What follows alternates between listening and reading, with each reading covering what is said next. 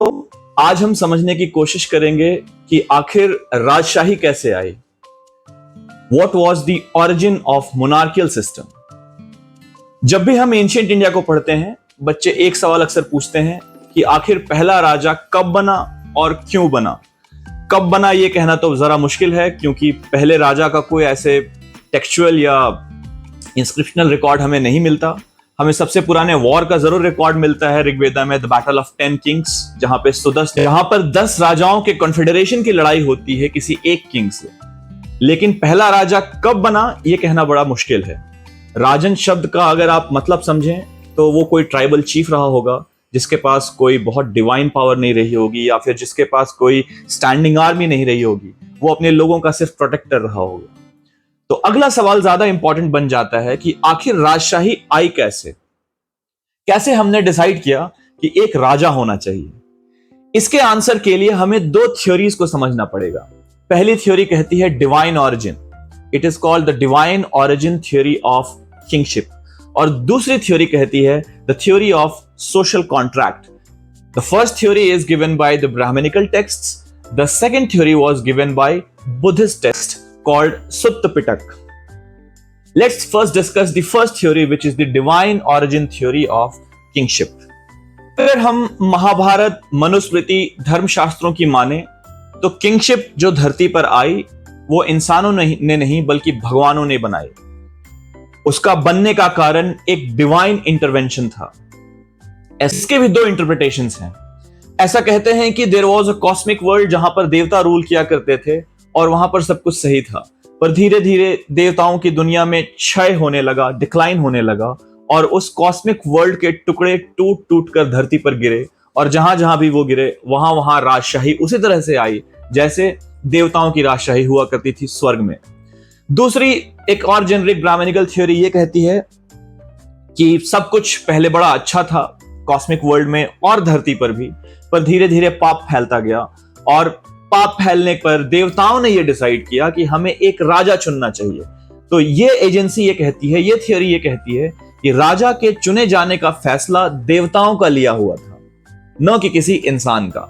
Therefore, the origin of monarchy happened because of divine intervention, and being the protector of human realm, these deities, these gods decided कि धरती पर भी एक ऐसा protector होना चाहिए जो यहां पर धर्म को डिसाइड करे, जो यहां पर सब कुछ रूल्स और रेगुलेशन से चलाए। और इसलिए ऐसा कहते हैं कि इन सारे देवताओं ने मिलकर अपनी पावर्स को इन्फ्यूज किया एक ऐसे प्रोटेक्टर में जो कि पहला राजा बना। उन्होंने अपने अपने पावर्स उसके अंदर डाले। देयरफॉर मोनार्की केम वाया डिवाइन इंटरवेंशन। इसके उलट इस थ्योरी को चैलेंज करते हुए आती है बुद्धिस्ट थ्योरी, जो कि ज्यादा लॉजिकल मालूम पड़ती है। इसे कहते हैं the theory of social contract. इसकी माने तो एक वक्त ऐसा था जब ह्यूमंस बड़े खुश थे, वो नेचर से उतना ही लेते थे जितना उनकी जरूरत होती थी। उनके अंदर कोई लालच नहीं था, उनके अंदर कोई प्राइवेट प्रॉपर्टी को जमा करने की ऐसी कोई इच्छा नहीं थी। ह्यूमंस विंडिक्टिव होते चले गए, ह्यूमंस ग्रीडी होते चले गए, वो डिसीटफुल होते चले गए, वो धोखेबाज होते चले गए, उनके अंदर लालच भरता चला गया, और इसकी वजह से प्राइवेट प्रॉपर्टी का कॉन्सेप्ट आया।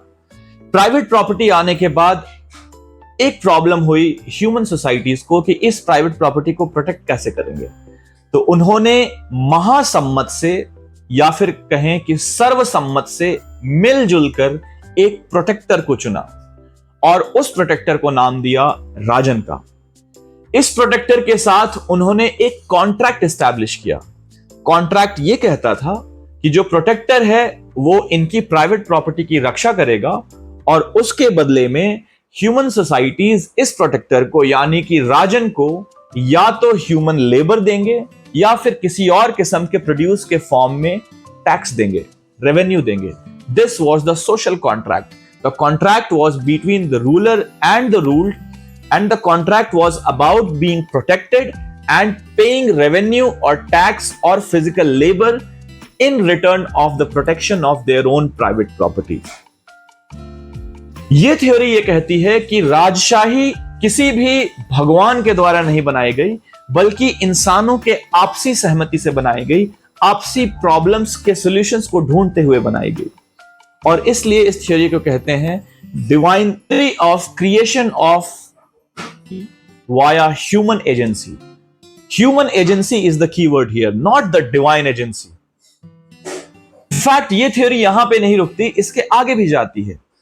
ये थ्योरी ये भी कहती है इस किस्म का कोई भी इंस्टीट्यूशन, चाहे वो मोनार्की हो, चाहे कास्ट हो, चाहे मैरिज हो, फैमिली हो, प्राइवेट प्रॉपर्टी हो, सोशल रिलेशंस हो, इस तरह का कोई भी इंस्टीट्यूशन भगवान के द्वारा नहीं बनाया गया।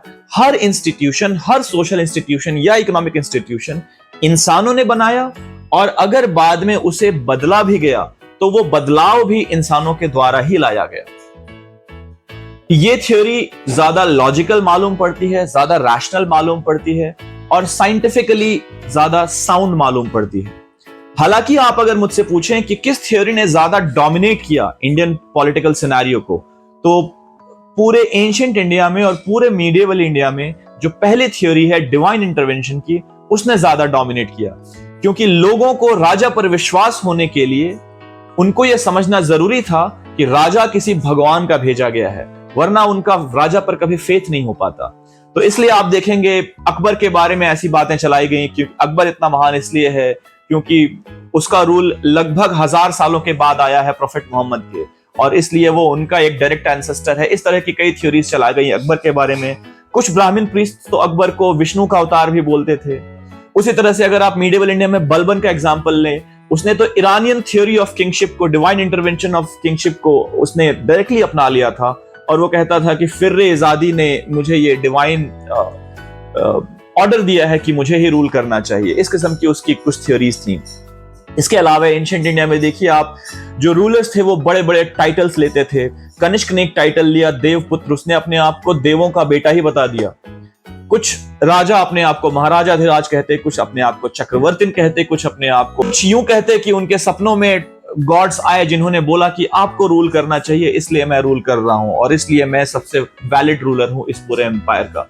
तो किसी ना किसी तरह से हम देखते हैं कि एंशिएंट इंडिया में और पूरे मीडिएवल इंडिया में डिवाइन इंटरवेंशन फॉर मोनार्की को ज्यादा तरजीह दी गई, क्योंकि उससे लोगों पर राजाओं का कंट्रोल ज्यादा अच्छे तरीके से एस्टैब्लिश हो पाया। बस इतना ही। Thank you so much.